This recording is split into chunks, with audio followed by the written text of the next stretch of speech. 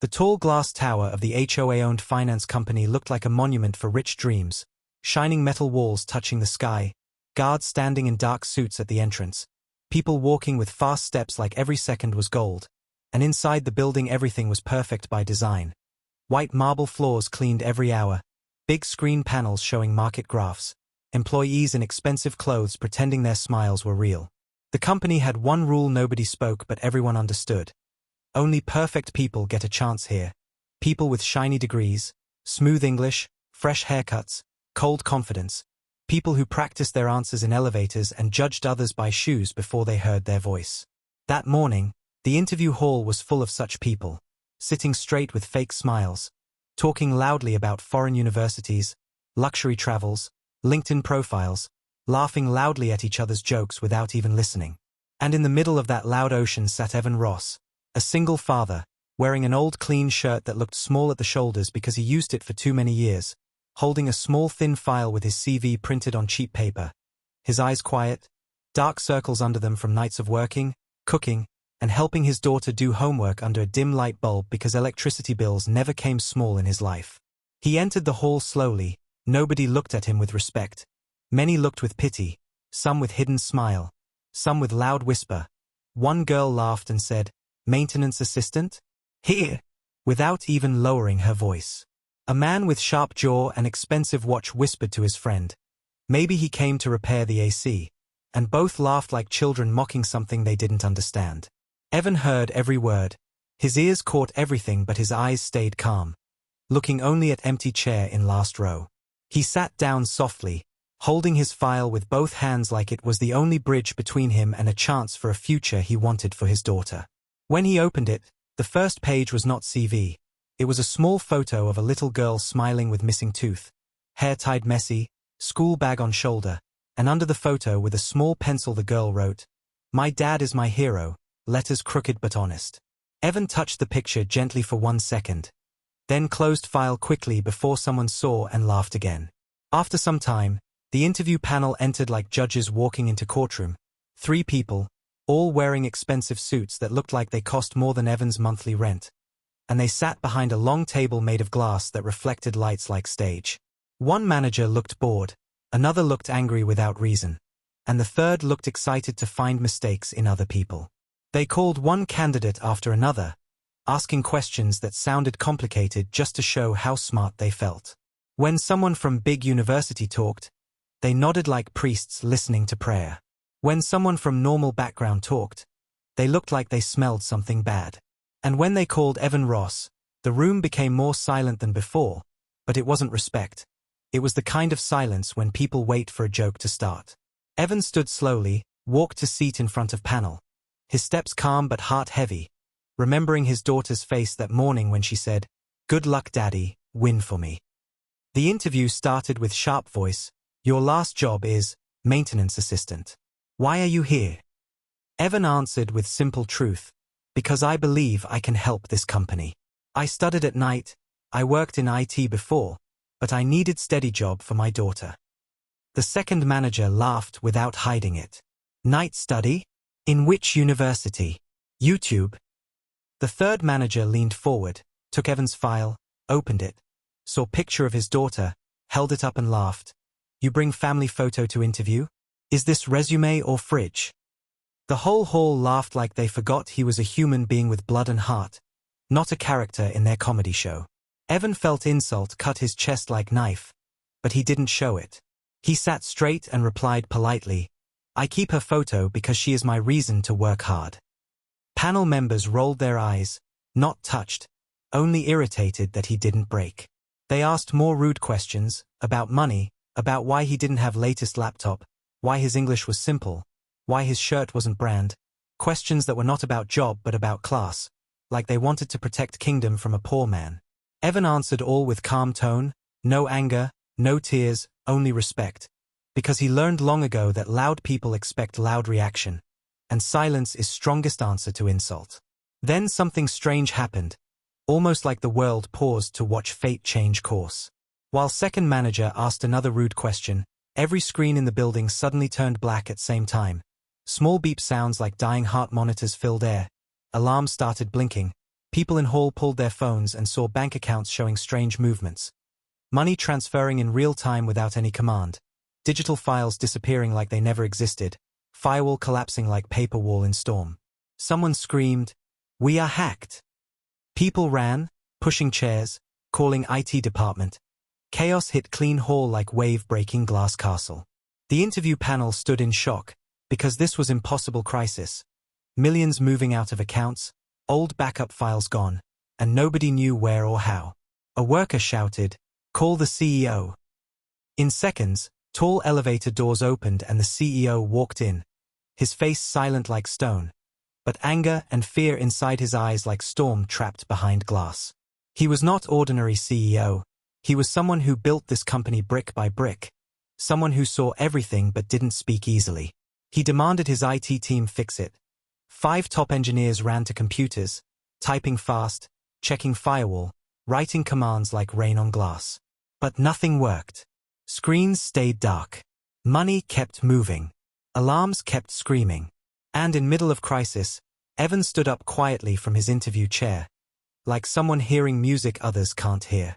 His face had no panic, only focus. He walked nearer to screen where main server connection cable rested under table.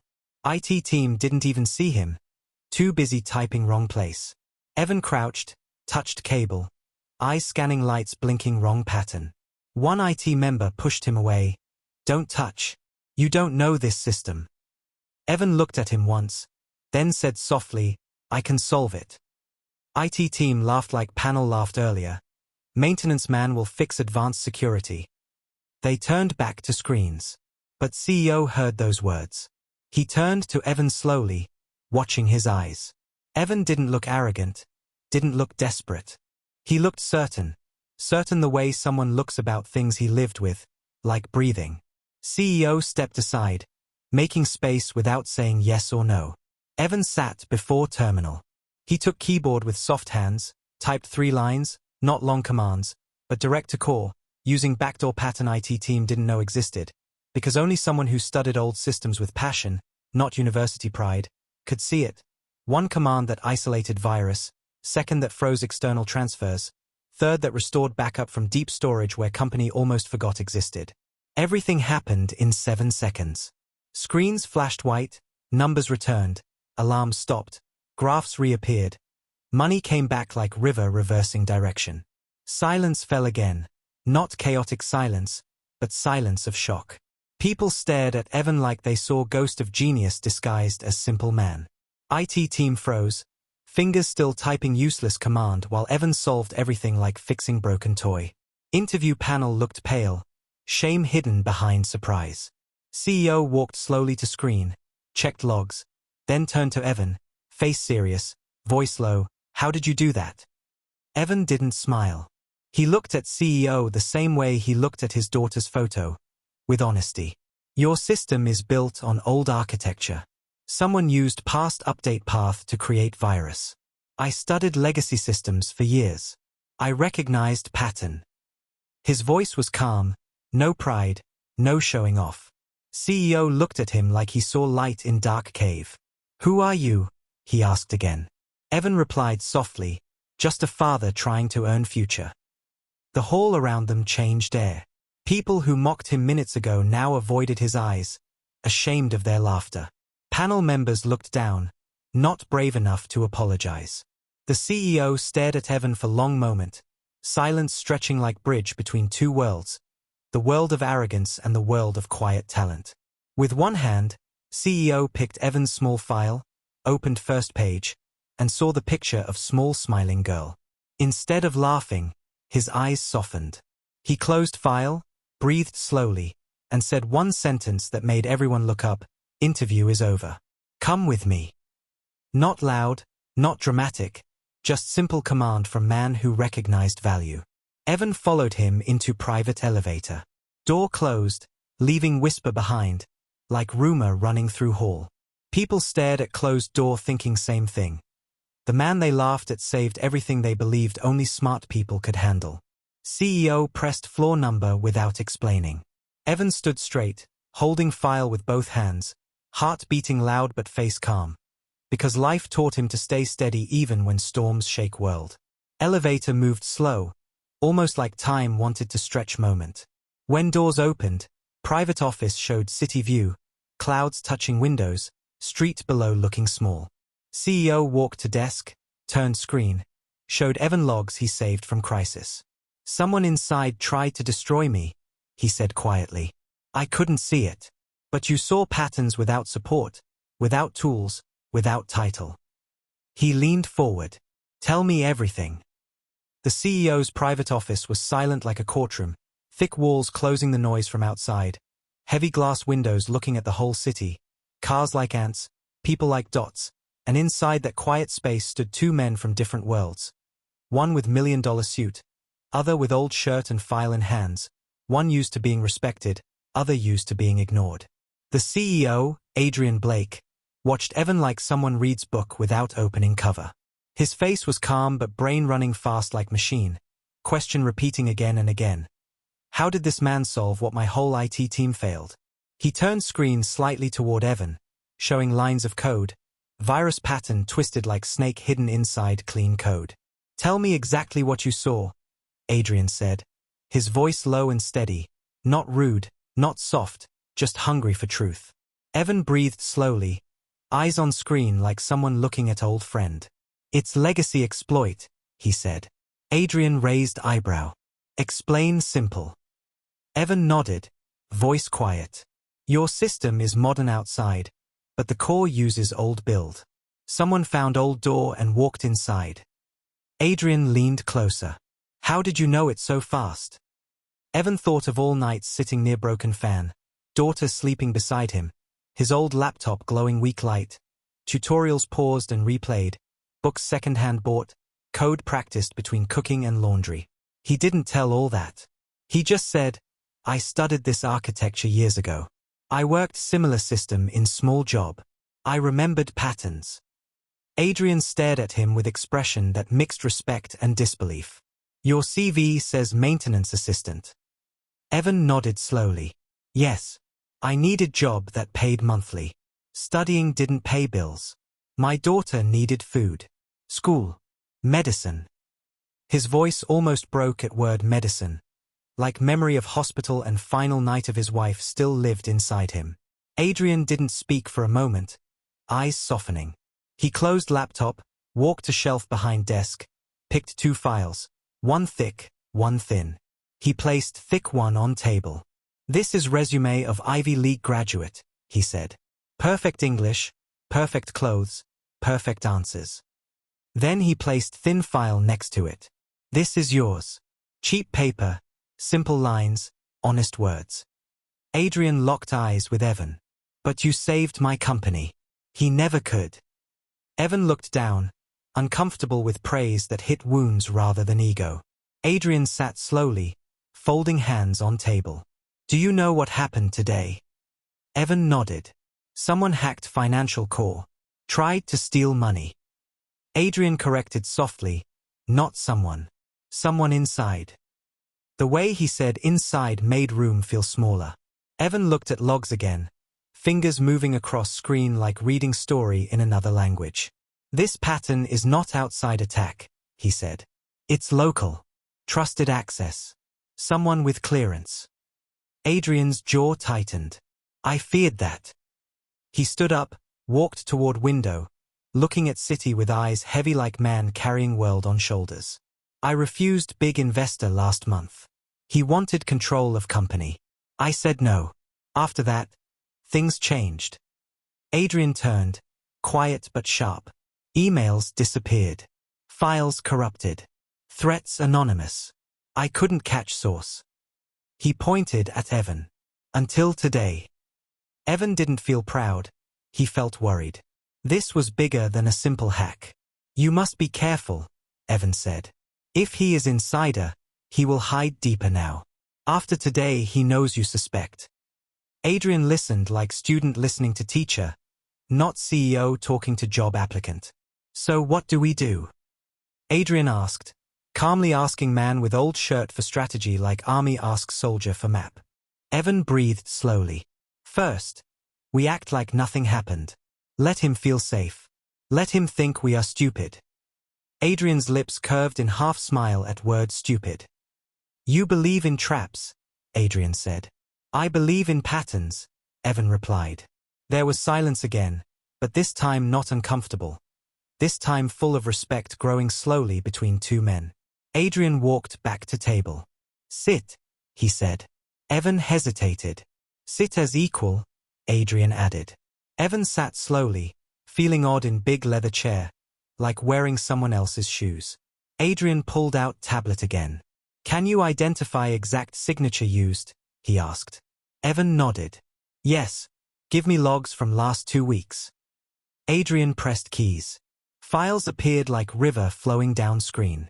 Evan leaned in, eyes moving fast. He didn't blink much. He didn't think aloud.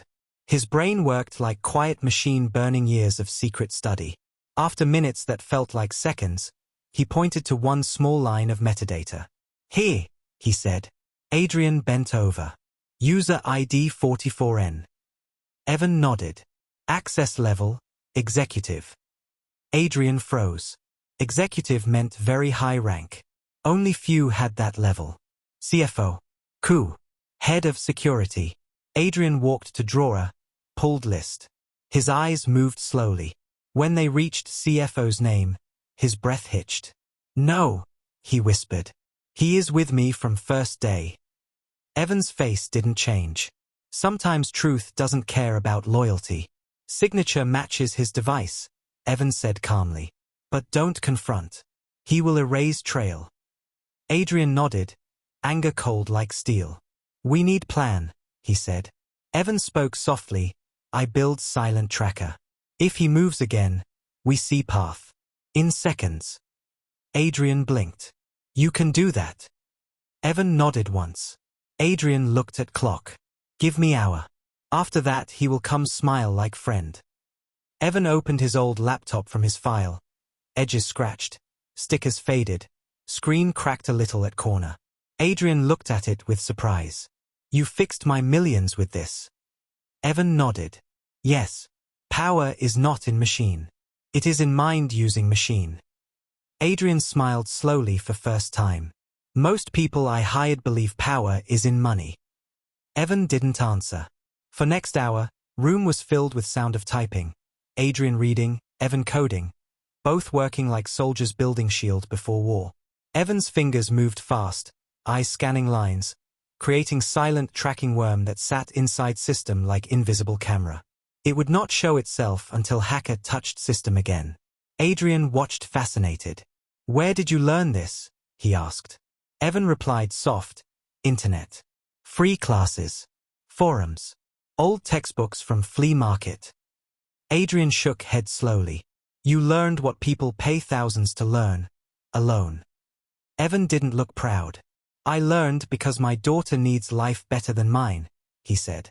There was knock on door. Both looked up. Door opened. The CFO entered, smiling wide like nothing wrong in world, wearing suit worth more than Evan's car, perfume rich enough to hide truth. Adrian, he said loudly, opening arms. I heard crisis solved. Good job. IT boys fast. Adrian replied cold gentle, very fast. CFO walked in, shaking head in fake sadness. Hackers everywhere these days, he said. I told you security needs upgrade. His eyes moved to Evan. Smile faded for a second, then returned faked. Who is this? He asked. Adrian looked at Evan. Candidate. Helped IT. CFO laughed like joking. Oh? Maintenance man saved our millions. He laughed loud. Adrian's eyes flashed anger but controlled. Yes, Adrian said simply. CFO's laughter died halfway. Adrian kept face flat. We should talk later. About investor offer, he said casually. CFO's eyes gleamed greed. Yes, good idea, he replied quickly. Evan watched his face. Smile too fast, eyes moving too much, voice sugar-coated. CFO shook Adrian's hand long, like salesman sealing deal. He walked out, leaving heavy smell of expensive cologne and hidden betrayal. Door closed. Adrian's face hardened. You were right, he said. He believes he is winning. Evan finished coding, turned laptop to Adrian. Tracker ready, he said. Next time he uses exploit, we see everything. Adrian nodded. Now what? Evan looked at his file, photo of daughter peeking slightly from papers. He closed laptop gently. Now, I go home. Adrian blinked. Home. Evan nodded. Interview finished. You said come with me. I came. I helped. Now I go. Adrian stood slowly. Interview is not finished, he said. It started when you touched cable. Evan looked confused. Adrian continued, I don't want you as employee in corner. I want you to stand beside me. Evan shook head. I am not like people here. I have no degree. No luxury. Adrian replied, I don't hire paper. I hire brain. And heart. He placed Evan's file in drawer gently, as if protecting it. Go to your daughter. Tomorrow, we set trap. Evan stood from chair. Something heavy inside him lifted, something that felt like dream and fear together. Adrian walked him to elevator personally. One more question, Adrian said before door closed. Why did you stand up in that chaos and say you can solve it? Evan thought of his daughter, her voice saying my dad is my hero, her belief like light. He looked directly at Adrian. Because nobody else could. And if I didn't try, I couldn't face her. The elevator closed. Evan walked out of building slowly, streets noisy again, world normal, but something inside him changed shape. When he reached his small apartment, the smell of simple soup filled air. His daughter, Mia, ran to him with big smile, drawing paper in hand. Daddy, look, she showed picture of big building with stars around and stick figure standing tall. She said proudly, this is you in your office. Evan kneeled, breath shaking. Office? He asked. She nodded with eyes full of certainty. Yes. You fix everything. Evan hugged her tight, holding tears like ocean behind eyes. After dinner, when Mia slept hugging teddy bear, Evan opened old laptop again. He reviewed logs, checking silent tracker like parent checks sleeping child. Things were calm. But under calm, storm waited. Someone powerful and greedy wanted to break what Adrian built. Someone inside wearing suit and smile. At midnight, Evan's phone buzzed. A message from unknown number. You don't know what you touched. Stop. Evan stared at screen, heartbeat louder. He typed slowly, I fix systems. Not afraid. He didn't send it. He deleted reply and turned phone off. Sometimes silence is sharpest answer. He looked at Mia sleeping. He whispered, I will protect you from this world, by changing it. He closed laptop, stared at ceiling, tired but awake inside. Tomorrow would be war. Quiet war. Code war. Trust war. And Evan, the man they laughed at, the man with old shirt, was preparing for biggest battle of his life. Not with guns, not with muscles, but with brain sharpened by struggle, and heart made strong by love of child. Night passed like heavy cloud over the city, slow and silent, and while most people slept with dreams, one man stayed awake with truth burning inside him like slow fire.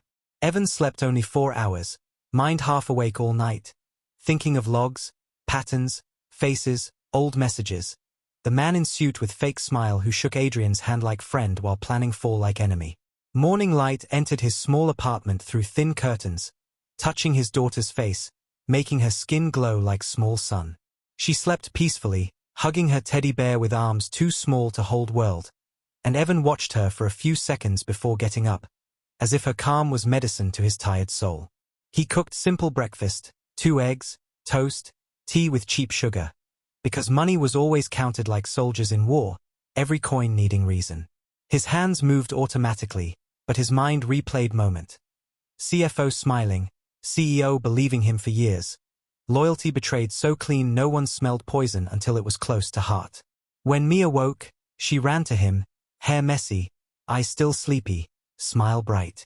Good morning, Daddy, she said. He hugged her tight, breathing her warm smell of childhood, cereal, crayons, safety.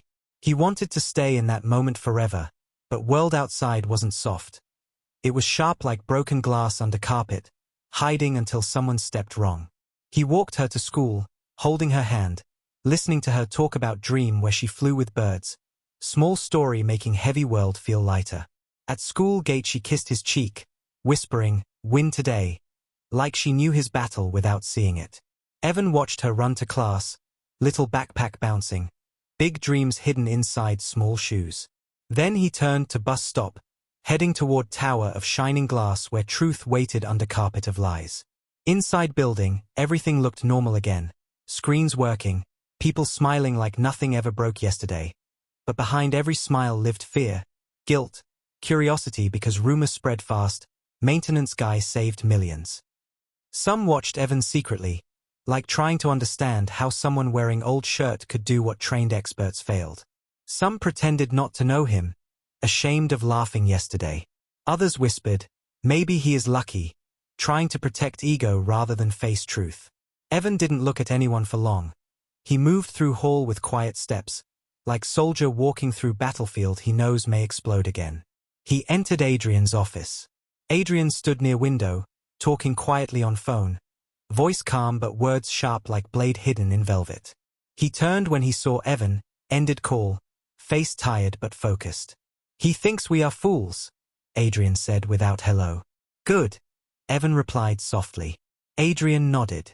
Last night he sent message from personal email to investor. He thinks attack failed because system is outdated, not because someone stopped him. Evan opened laptop, typed fast. We wait for next move. Adrian sighed, sitting on chair like his body carried more weight than his clothes. I trusted him for 8 years. He sat beside me in meetings. He told me about his children. We drank coffee every morning. Evan listened, eyes soft with understanding, pain deeper than money loss. Loss of trust, loss of friend.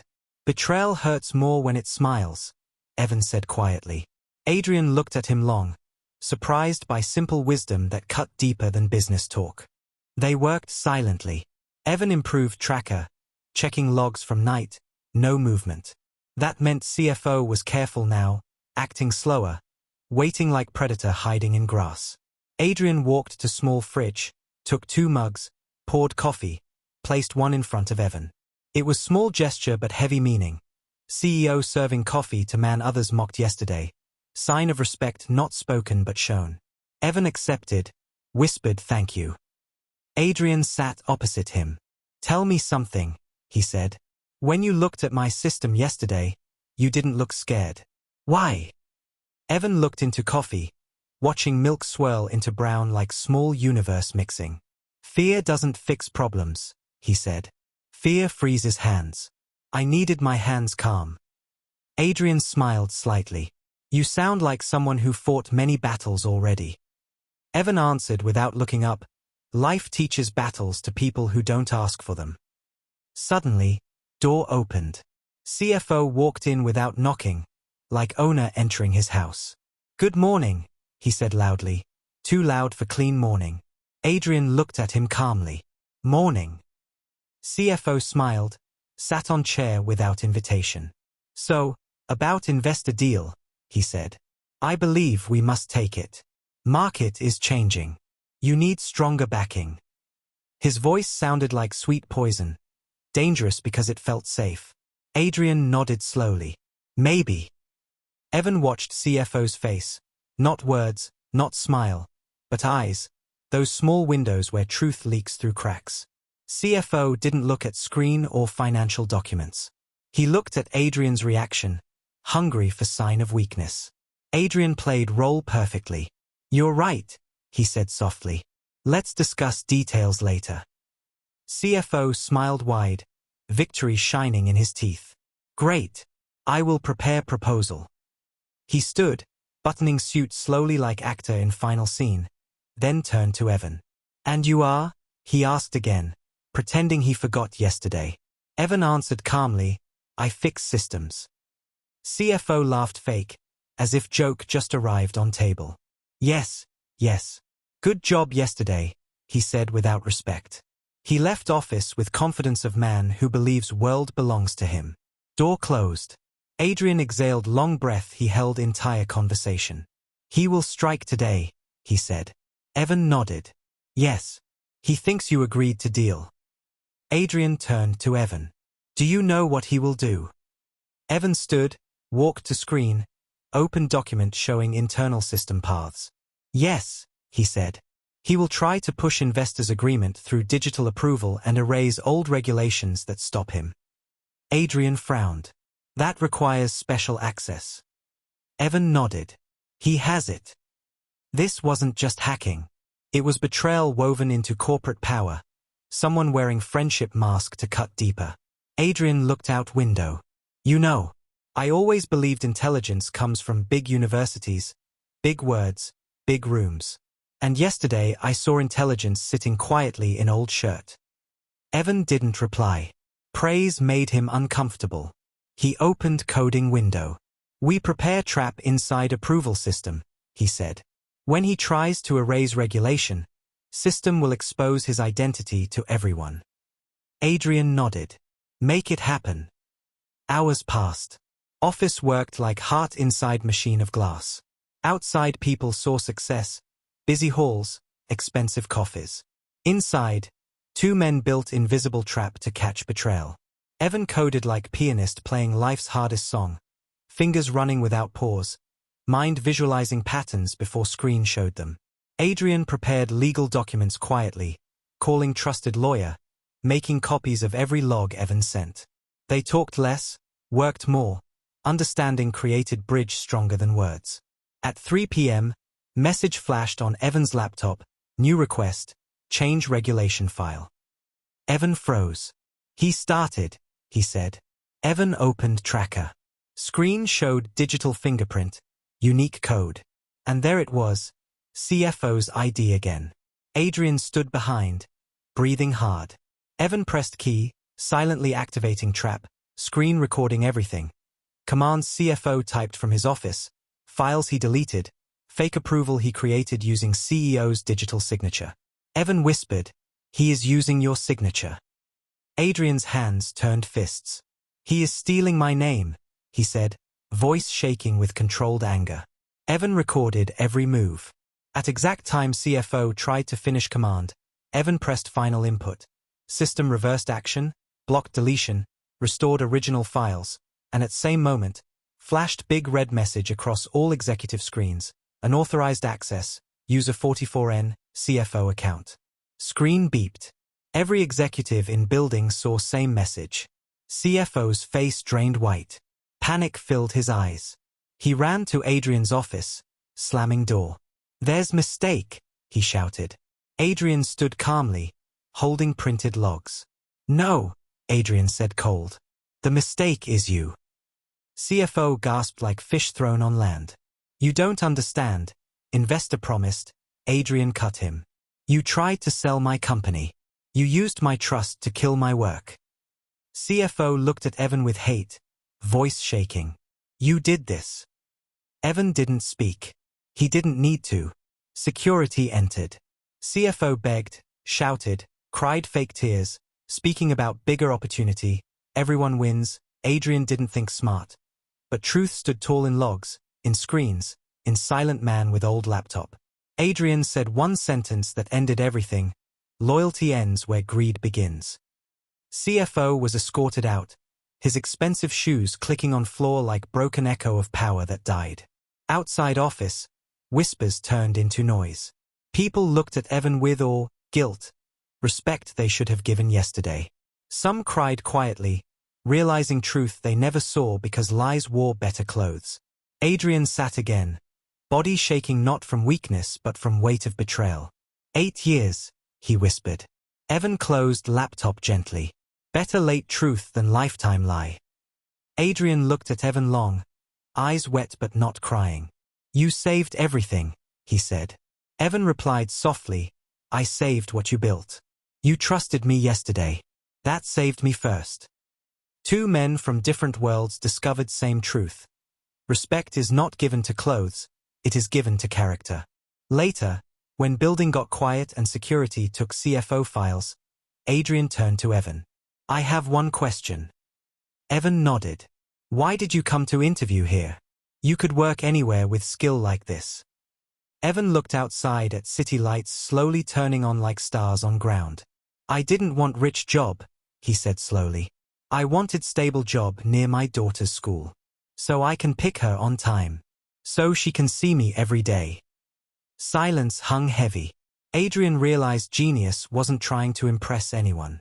Genius was trying to be father first. Adrian stood, picked document, walked to Evan. Interview is over, he said. Come tomorrow not as candidate, but as part of my team. Evan looked confused. What job? Adrian smiled gently. One you deserve. Not one people think you deserve. Evan held file tight. The picture inside pressed against his chest like heartbeat. He walked home that evening slower than morning, not tired but full of thoughts. City looked different now, sky wider, streets softer, people smaller. At home, Mia jumped on him, laughing. How was interview? She asked. Evan lifted her high. It's not interview anymore, he said. She touched his hair with small hand. So, job? Evan nodded. Maybe. She shouted happily. He cooked dinner, told her bedtime story about brave bird saving tree from storm. She listened with big eyes. Bird is like you, she whispered before sleeping. Evan kissed her forehead. When he sat alone in dark living room, laptop on table, he opened logs one last time. Proof saved. Truth recorded. Enemy exposed. But he felt no victory inside. He felt sadness for trust broken, for friendship destroyed by greed, for world where money makes knives. But above sadness, something brighter lived. A quiet pride that his daughter would live different life because he fought silent war with brain and heart. He closed laptop, stared at ceiling, whispering to himself, tomorrow, new day. But tomorrow would not be easy. CFO wasn't working alone. His last words before leaving were name of someone bigger. Evan remembered it now, echoing like slow thunder. You don't know who is behind me. And that was truth inside truth. The hidden enemy was not caught yet. Bigger power, bigger plan, bigger danger waited in shadows. Evan knew storm wasn't over. Only first lightning hit ground. Night changed the whole building. Like truth had scraped the walls and left marks nobody could wash away. The CFO was taken out, his expensive shoes tapping floor like falling coins of broken pride. But his last words didn't leave Adrian's head or Evan's heart. You don't know who is behind me. That sentence was not just threat. It was door. A door to something larger, darker, dangerous. Shadows in business world don't speak loud. They whisper through people who smile while cutting. Evan didn't sleep much. Again. His brain kept replaying system logs, digital fingerprints, small details others missed. Because truth doesn't hide in big words. It hides in small mistakes greedy people make. At 6 a.m., he walked to Mia's room. She was still sleeping, curled like small bird under blanket, her hair covering her eyes, teddy bear next to her cheek. He sat beside her, touching her head gently, whispering without sound, I do this for you. He left room quietly, soft steps like wind. At breakfast table he ate alone, staring at toast but tasting only fear of unknown enemy. When Mia woke, she rubbed eyes and smiled like sunshine breaking night. Good morning, hero, she said before sitting. Evan laughed softly, kissing her forehead. Sometimes love makes fear smaller, like blanket around cold heart. He walked her to school, holding her small hand while city woke slowly. Traffic starting, people rushing, horns crying, birds singing. At gate, she hugged him tight. Don't be scared, she whispered, like she could see storm inside him. He kissed her head. I'm not scared, he lied with smile. She nodded, trusting father the way only children do, with full heart. When Evan reached building, guards at entrance looked at him differently. Respect replacing confusion, curiosity replacing mockery. Some staff whispered quietly, pointing at him, eyes wide, like trying to understand how last week's maintenance assistant now stood center of fight between millionaire wolves. Evan ignored everything. His mind had one purpose: find who pulled CFO's strings. He reached Adrian's office. Adrian sat alone, face tired, eyes with dark circles that only sleepless betrayal creates. He was staring at city through window like searching for enemy hidden in streets below. He turned slowly when Evan entered. "Last night I couldn't sleep," Adrian said quietly. "He was my friend." Evan nodded, sitting opposite. "I know," he said softly. "And that is why bigger enemy used him." Adrian closed his fist slowly. "I thought my company was strong," he whispered. "I didn't see cracks under walls." Evan replied, "Storm doesn't break walls. It reveals cracks that already exist." Adrian stared at him, surprised again how simple words cut deep. "I never learned this wisdom in business school," he said. Evan didn't laugh. Life teaches different lessons. They opened files again. Adrian showed messages retrieved from CFO's device, some deleted, some hidden. Screens showed coded texts, strange timings, encrypted notes, and one name repeated like shadow, Ether Equity Group. Evan read it, eyes narrowing. "This is investor who tried to buy you." Adrian nodded. "They offered deal that looked like gift but felt like trap." Evan frowned. "Now I know why. If CFO destroyed reputation, company value crashes. They buy cheap. You lose everything." Adrian whispered, voice shaking, "Yes, they used him like weapon."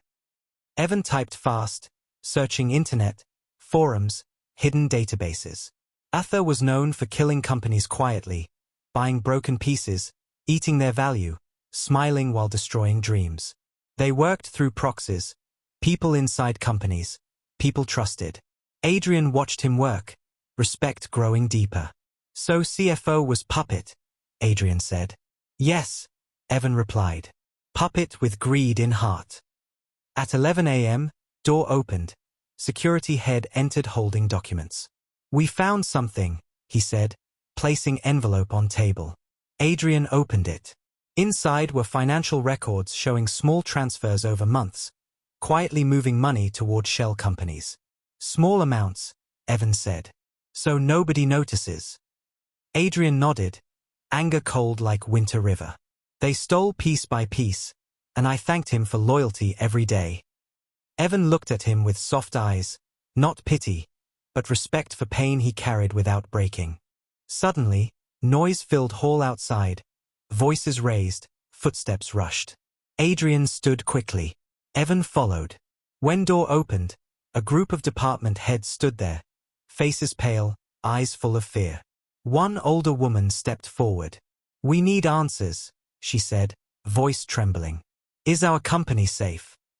People behind her whispered about news spreading, CFO arrested, hacker inside, company in danger. Rumor ran like fire in dry grass. Adrian lifted hand gently. "Everything is under control," he said.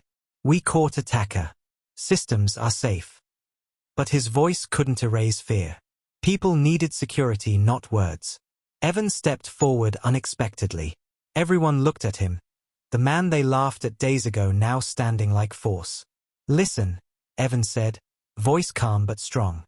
"Threat is not gone. But truth is here now. You have leaders who don't run from problems. You have a CEO who fights for you instead of selling you."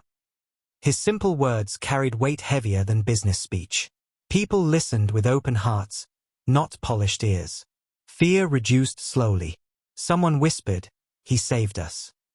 Someone else said, "We should trust him." Heads nodded. Adrian stared at Evan.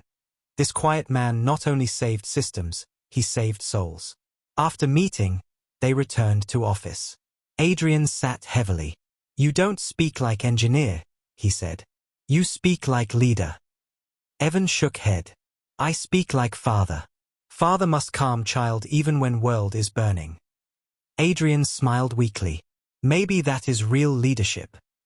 Time passed. Evan worked on building new safety architecture, led defenses like armor on heart. Adrian worked through legal team, preparing case against CFO and Ether. But in corner of Evan's mind lived storm. CFO said someone bigger. And Ether was big, but who inside Ether? Evan needed specific name. At evening, they reviewed CFO's final deleted files. Evan reconstructed fragments like puzzle. And there it was, email from Ether's regional director. Coded, push signature. Once transfer done, send document. I handle Blake. Evan read it twice. Adrian went still. Blake? He whispered. That was his name. Regional director promised to handle him. Evan looked at Adrian. They want to remove you completely, he said. Adrian was silent like man who hears gun pointed at back. They don't need company, he said slowly. They need silence. Evan's heart dropped. This was not just corporate takeover. This was threat to life. You need protection, Evan said. Adrian shook head. I can't live with fear. Evan replied, it's not fear if danger is real. It's safety. Suddenly, phone rang. Adrian answered. Voice on other end soft, slow, lawyer. Adrian, you need to sit down, he said. We found something else. CFO didn't act alone in office. Someone else signed smaller approvals months ago. We have second traitor. Adrian pressed speaker. Evan leaned closer. Lawyer continued, we traced signature. It belongs to security head. Evan's eyes widened. Security head. The man who brought envelope this morning. Adrian closed eyes. We trusted wrong people everywhere, he whispered. Evan stood, adrenaline rising like tide. He knows we're searching, Evan said. Adrian nodded. If he feels cornered, he might strike. Evan walked to door. Where are you going? Adrian asked. Evan replied, to check logs now. Before he deletes trail. He opened system, scanned entries. And he saw movement. Security head trying to erase files from control panel, using admin rights. Evan hit block command. Screen flashed, access denied. Security head appeared behind glass door, watching, realizing he was caught. His face twisted from fake loyalty to exposed fear. He ran. Adrian shouted, stop! Guards chased. Everything exploded into noise. People panicked again. Adrian stood frozen by pain. Another friend betrayed him. Evan grabbed phone, calling building entrance. Lock exits, he ordered. Voice replied, locked. Minutes later, security head was caught near elevator. Shaking, sweating, screaming about orders, just doing job. But truth wrapped around him like rope. Betrayal was complete. Two people Adrian trusted most were knives in his back. Later, after they took him away, Adrian and Evan sat in silence. No words strong enough to hold pain of trusting wrong souls. Adrian whispered, how do you stay calm? Evan looked at city night, lights blinking like stars lost in pollution. Because I have someone to return to, he said. Someone who thinks I can fix everything. When child believes, father must try. Adrian closed eyes, tears on lashes. I had no one like that, he said slowly. Evan replied, now you do.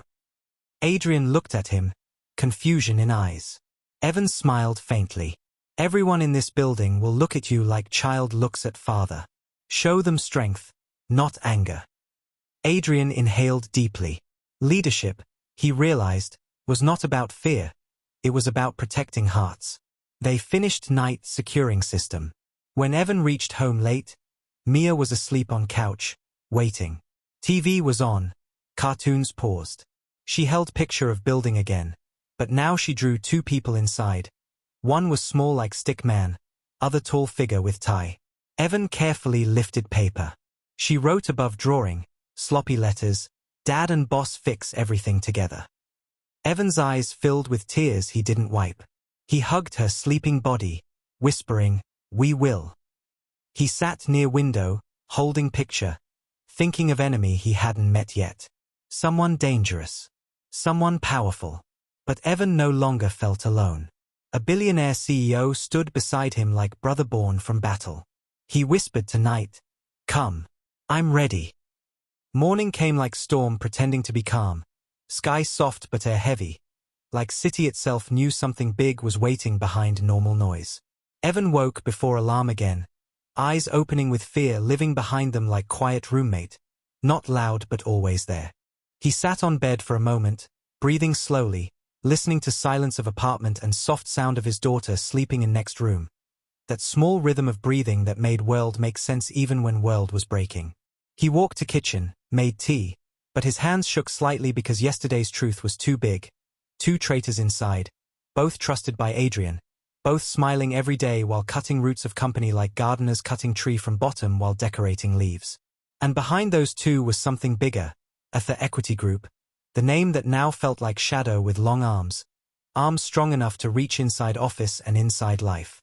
He cooked breakfast as always, 2 eggs, toast, but his mind replayed last night. Security head screaming while being taken, CFO shouting about orders and promises. It was like soldiers caught after war, shouting names of generals nobody sees. When Mia woke, she hugged his waist without words, like she sensed storm. He smiled, hiding worry behind father's shield. She looked at his face long, small eyes reading big pain. "You win today too," she whispered. Evan nodded even though he wasn't sure what winning meant anymore. Sometimes winning means just standing when wind tries to break you. He walked her to school, holding her hand tight, softer today, like afraid world might take her away if grip loosened. She kissed his cheek and ran inside gate, turning once, waving index finger like sword, saying silently, "Fight." Evan smiled and turned to road. The building looked tall again, but after yesterday it didn't feel like monument. It felt like battlefield wrapped in glass. Guards at entrance stood straighter today, eyes sharp, radios always on. They knew something bigger was happening now, something beyond office politics. Inside, employees walked fast, whispering, looking at every corner like walls had ears. People trusted nobody now. 2 traitors in 1 week killed easy trust forever. Evan walked through hallway quietly, laptop in bag, old shirt clean but worn, stepped slow like he was walking on ice. When he reached Adrian's office, Adrian was already standing, phone in hand, voice sharp, ordering something fast. His face looked like leader now, not billionaire in expensive suit, but tired warrior who lost soldiers and still stood fighting. He ended call and looked at Evan. His eyes said 1,000 things his mouth didn't. "They know about you now," Adrian said without greeting. Evan nodded. He already felt it. Adrian walked to window, hands behind back. "When Ether sees their plan failed because of you, they will not stop here. They will strike big next." Evan sat quietly, opening laptop. "Not small attack," he said. "Something to break whole system." Adrian turned. "Exactly." Evan typed fast, scanning for unusual movement in network. "Nothing yet." "They wait," Evan said. "Waiting is dangerous," Adrian replied. "Because they let our fear build." At 10 a.m., legal team entered, bringing updates about charges against CFO and security head. Adrian listened, face cold as winter glass. Team left. Adrian sat again. "I built this company to help people. They tried to turn it into machine for greed." Evan looked at him. "And you stopped it." Adrian shook head slowly. "No. You did." Before Evan could answer, alarms screamed. Loud sirens like someone punched building's heart. Screens in hallway blinked red. Emergency lights flashed. People ran. Adrian stood immediately. Evan ran to main terminal in office. Screen message in red letters, critical breach, core system attack, all funds moving. It wasn't slow hack like before. This was full assault, like someone pressing button that dropped digital bomb inside building. Evan typed 3 commands fast. Nothing worked. Firewall didn't respond. Backup shut down. It was like enemy knew all defenses and walked through them like smoke. Money drained like waterfall into unknown accounts. Adrian shouted, calling IT department. They failed instantly. People in hallway screamed seeing balances changing in real time. It felt like building bleeding through wires. Evan closed eyes for half second, thinking. Patterns. Patterns. There were 2 traitors, not 1. 2 different access codes used earlier.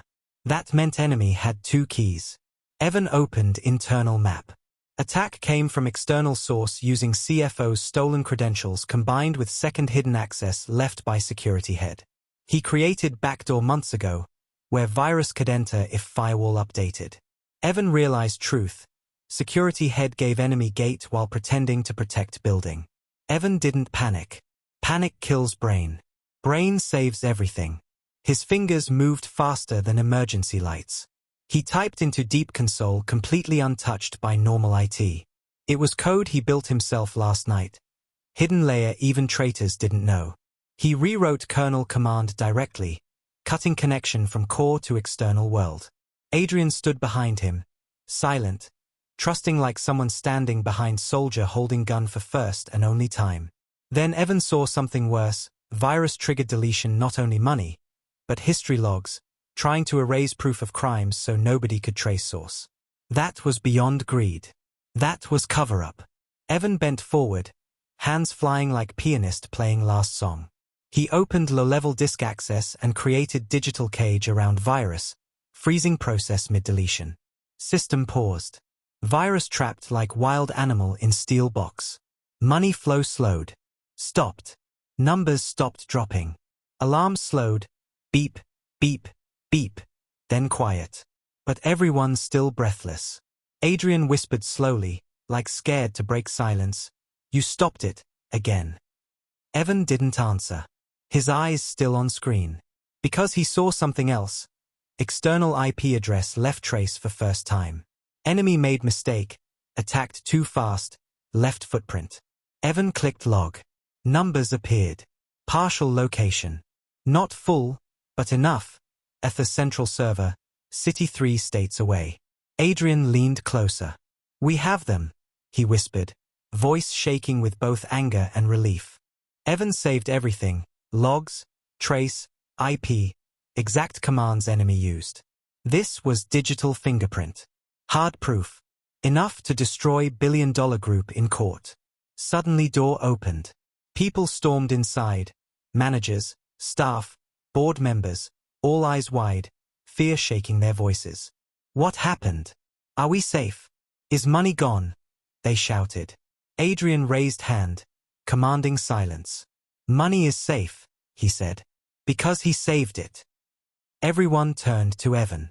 Silence like church. Nobody spoke. Some cried quietly, remembering how they laughed at him in interview hall. One man whispered, in seconds, again. Another woman said, he saved all our jobs.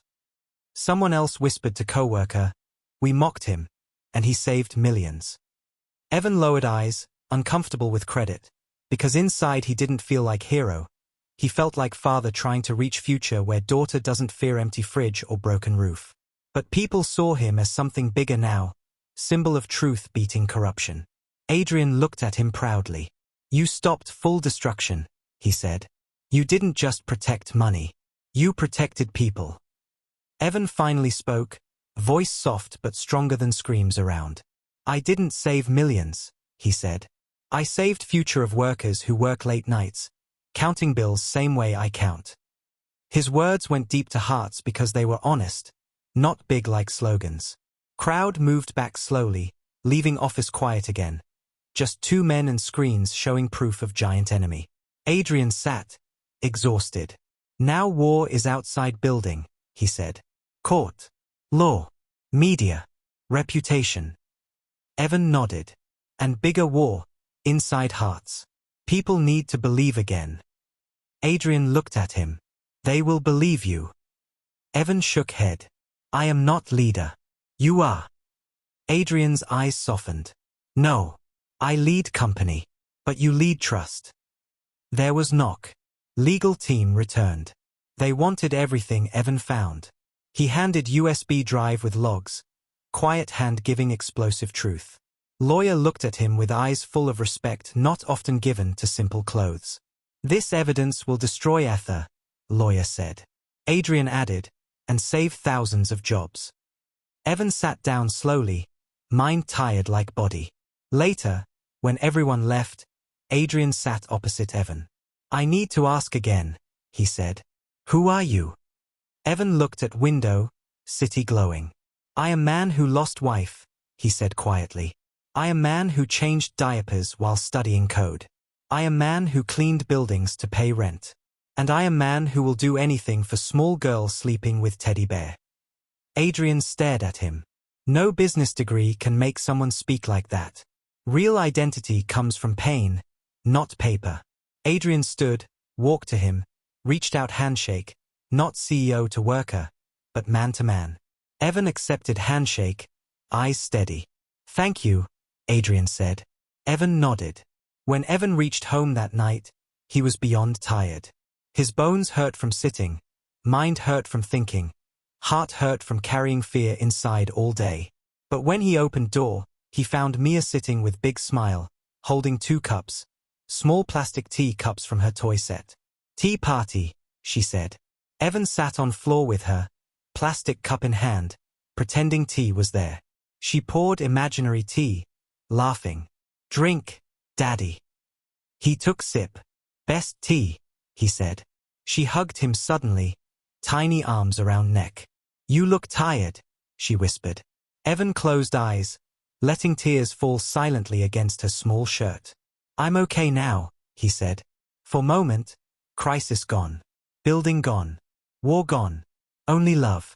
Later when she slept, he sat on sofa, laptop on knees. He reviewed final log again. One small number repeated, IP pattern.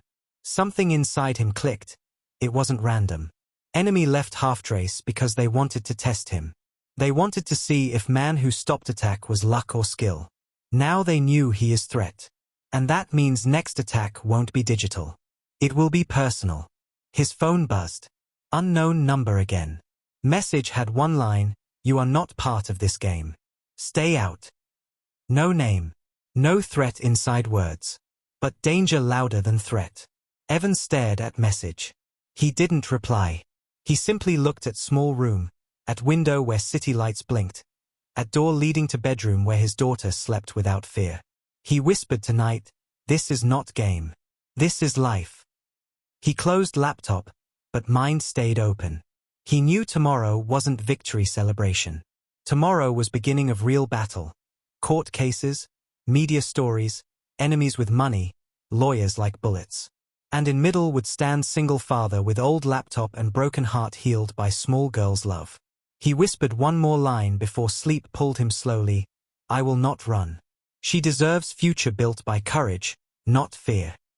And darkness took over room quietly, like respect. Morning sunlight walked slowly into Evan's apartment like tired guest, soft and weak, touching walls painted with cheap white paint and table full of small crayons.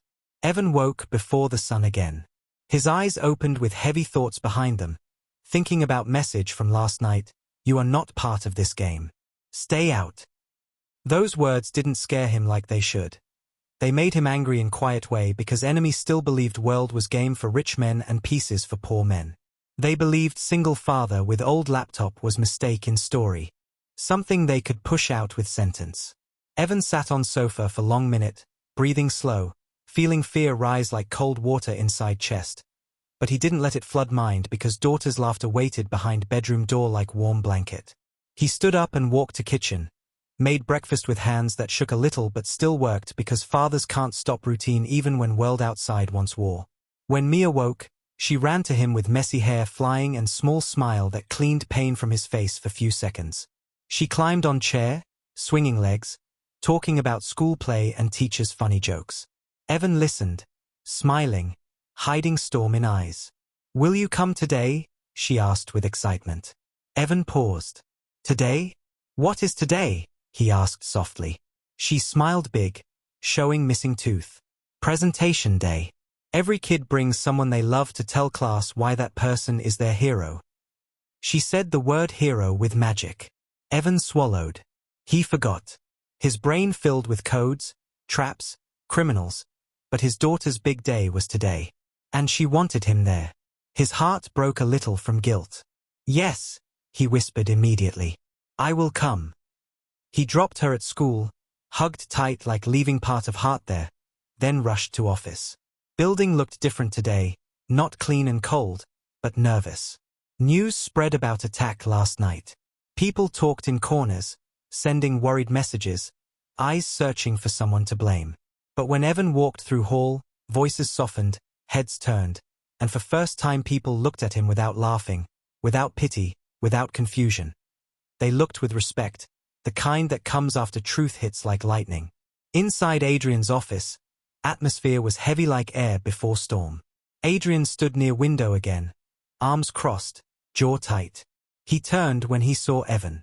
They tried to destroy everything, Adrian said, voice low, deeper like hurt turned into steel. Evan nodded. Yes.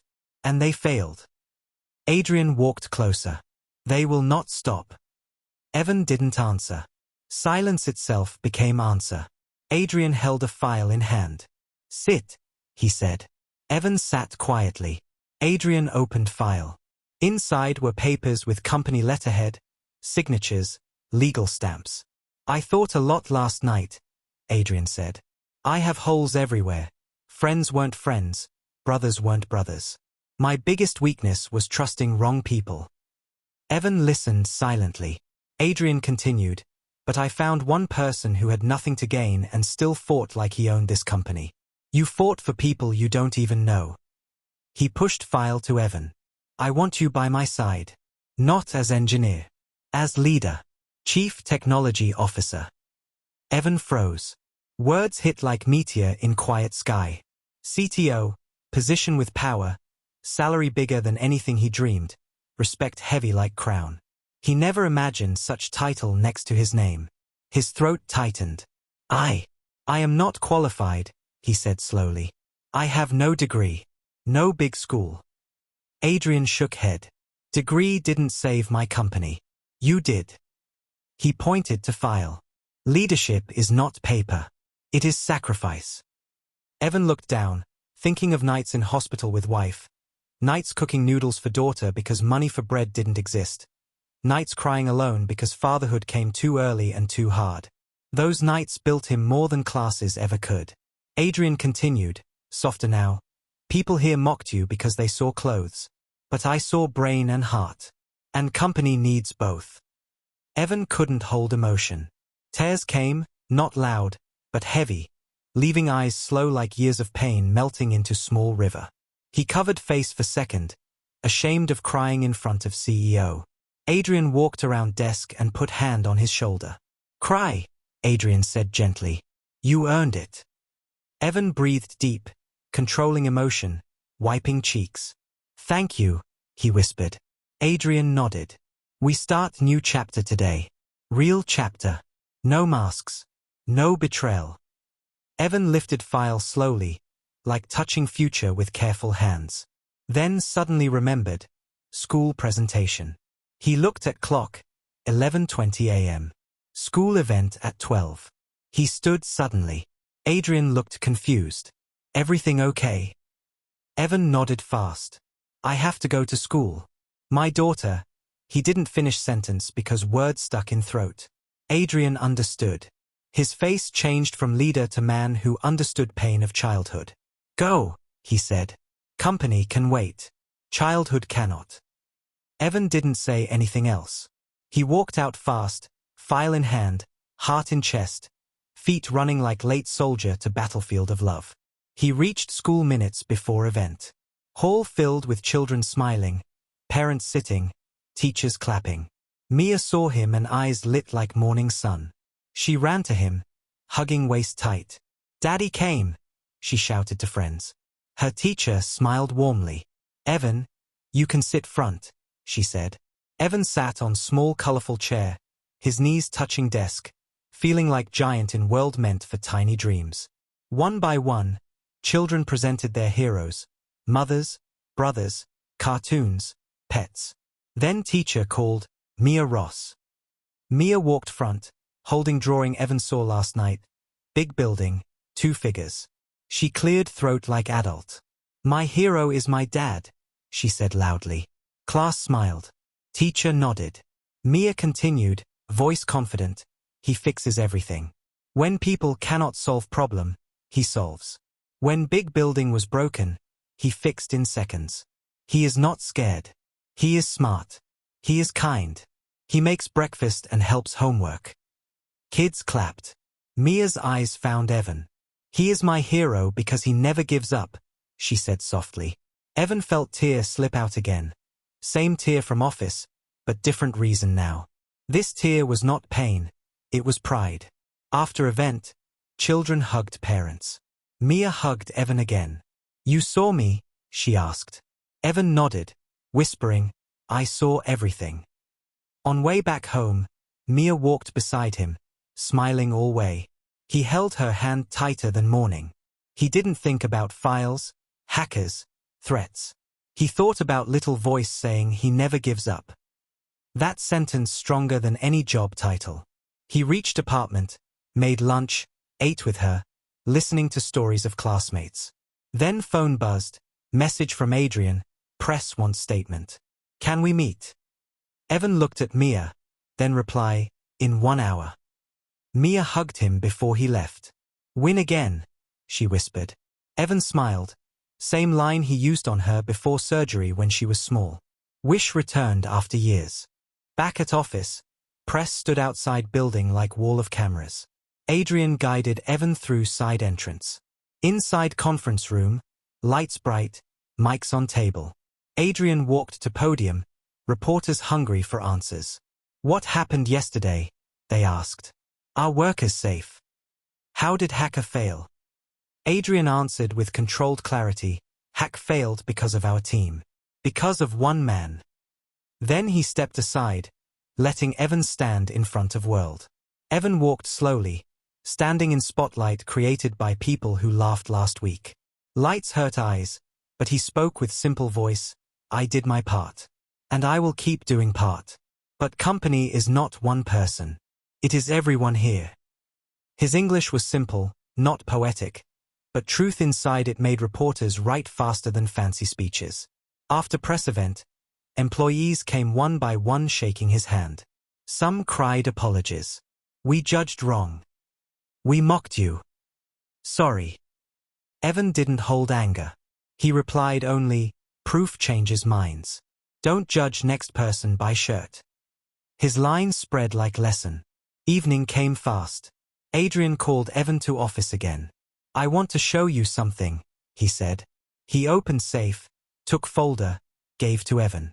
Inside was new contract, with official title, Chief Technology Officer.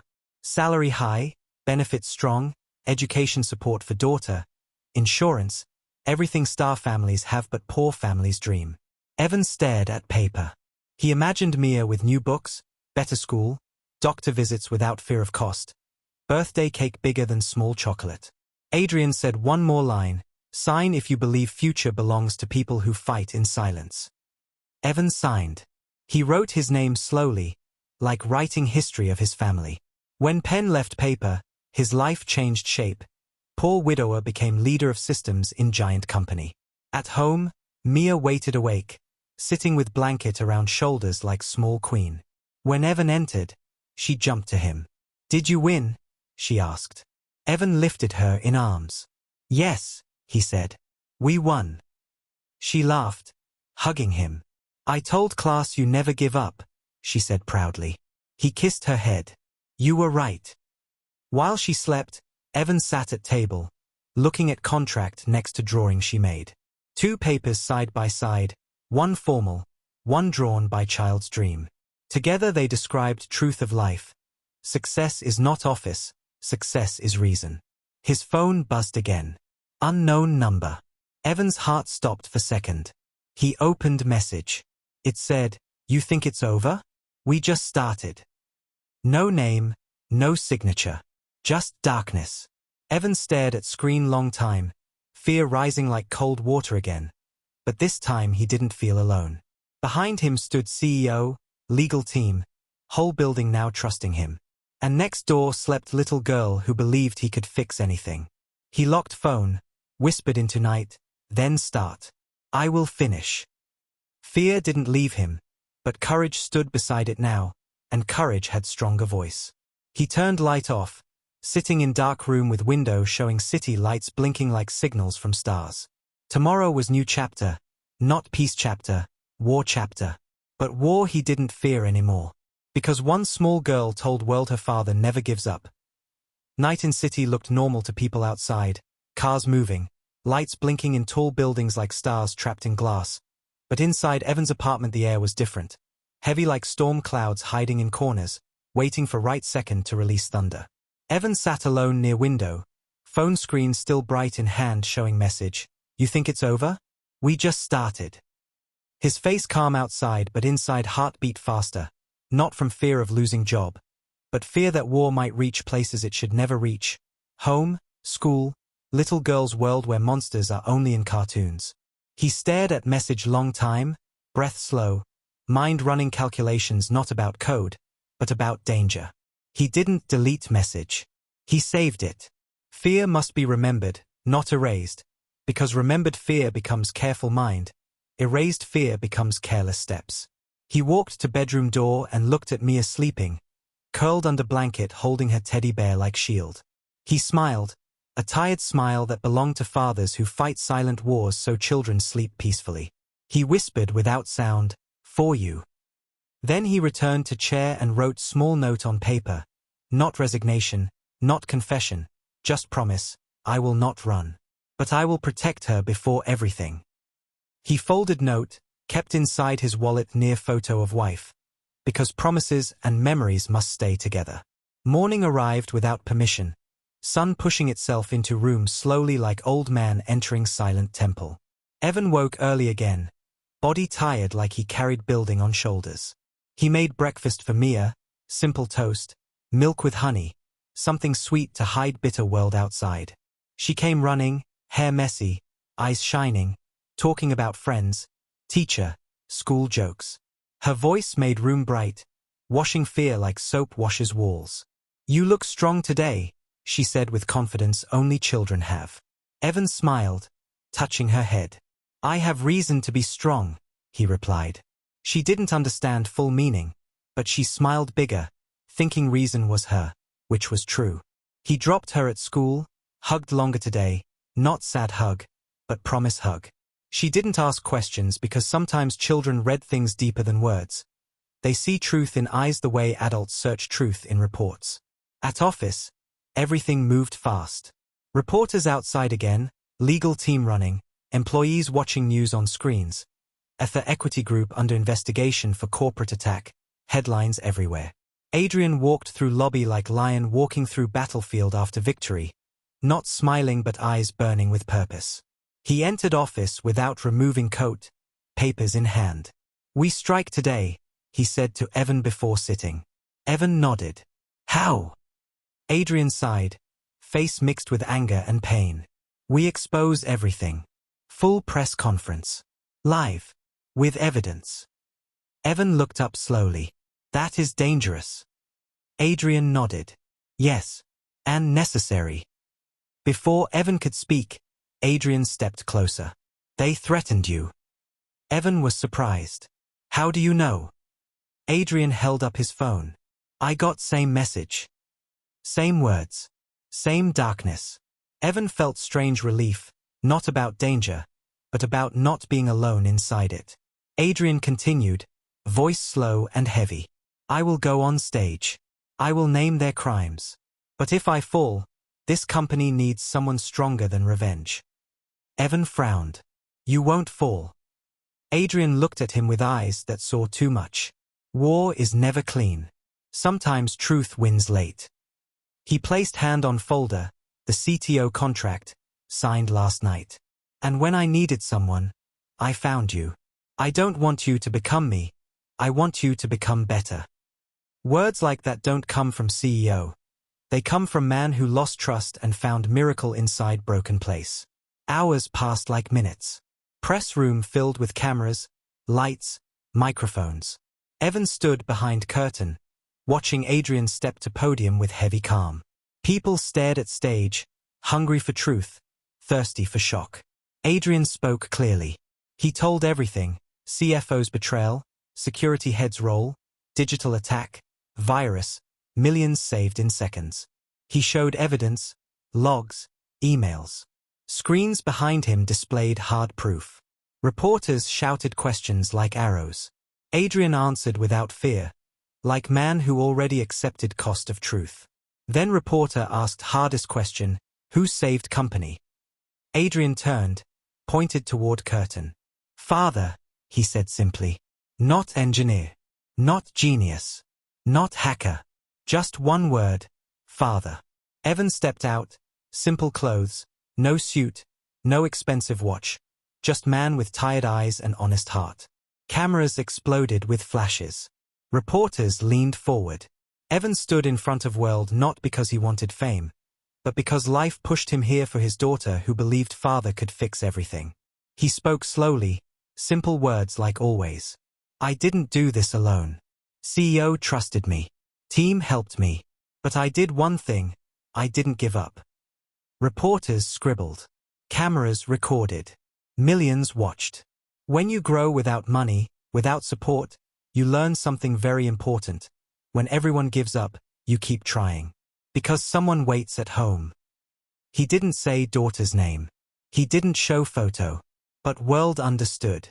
After press ended, building filled with energy like war drums. People shook hands, hugged, cried. Staff came to Evan, saying sorry again, thanking him again. Respect felt heavy, not like gift, but like responsibility. Afternoon came with surprises. Government officials arrived, asking for statements, collecting evidence. Adrian and Evan spent hours explaining everything, showing logs, codes, emails. Hard truth became legal truth. Case against Arthur grew stronger every minute. In evening, building became quiet. Only few stayed behind. Adrian sat in office, lights soft, windows showing sunset painting sky in orange. Evan sat opposite him, exhausted. Adrian opened bottle of water, took sip, then looked at Evan. You changed everything, he said. Evan shook head. We changed everything. Adrian smiled faintly. I want to ask something. Personal. Evan raised eyebrow. Why didn't you demand anything? Money, title, shares. Evan answered softly. Because I already have everything. Adrian waited. My daughter, Evan said. Adrian's eyes softened, understanding full truth of life in single sentence. Silence peaceful for moment. Then Adrian stood, walked to shelf, picked file. There is last step, he said. I want you on board meeting tomorrow. Official introduction. Evan nodded slowly. Responsibility heavy like mountain, but he accepted because daughter believed father could carry mountains. He walked out of office, stepping into hallway. Suddenly phone vibrated. Unknown number again. He opened message expecting threat. But screen showed something different. Your daughter is special. Protect her well. Evan's heart stopped for second. Breath caught. Enemy not threatening now. They were watching. He ran downstairs fast, almost falling steps. He called school. Teacher answered calm. Mia safe. Nothing wrong. But words in message turned his blood cold. Not fear for himself, fear for child. He reached car, hands shaking. Drove fast, breaking rules he always followed. Reached school, ran inside. Teacher looked shocked. Mia stood near desk, confused but smiling. He hugged her tightly, like fear almost broke ribs. Dad, what happened? She asked. Evan breathed slowly, hiding panic. Nothing, he said gently. I just missed you. She laughed. But you see me every day. Yes, he whispered, eyes wet. But today, I realized something. I love you more than everything. She hugged him back, small arms around neck. No idea enemy somewhere watched through shadows. He took her home early, cooked her favorite dinner, played small games, read bedtime story twice because she begged. When she slept, he sat near bed whole hour, listening to breath, watching peaceful face free from world's dirt. His phone buzzed again. New message. We know you care. That's why we win. He stared at message long time, heart turning from fear to fire. He typed reply slowly for first time. You know nothing about love. That's why you lose. He pressed send. Silence. No answer. He walked to window, city lights bright like battlefield at night. He lifted contract from table, looked at it. Then looked at Mia's drawing next to it. 2 papers, One symbol of world outside, one symbol of world inside. He realized something big. Enemy's true weapon was not code. It was fear. Fear that father will fail child. Fear that child will suffer. Fear they could control heart. But heart stronger than money, stronger than threats. He whispered into night with calm voice, I will build future big enough that no enemy can reach her. Next day board meeting announced publicly, new CTO appointment, Evan Ross. News spread across business world, shocking many. Articles written about man with no degree stopping billion-dollar attack. Headlines calling him single dad who saved empire. In final scene, Evan walked daughter to school again. She held his hand, smiling. People looked at them differently now, not pity, not mockery, respect. She told a friend proudly, my dad fixes everything. Evan looked at her, smiling with eyes full of tears but heart full of steel. Maybe he couldn't fix everything in world, but he fixed everything that mattered.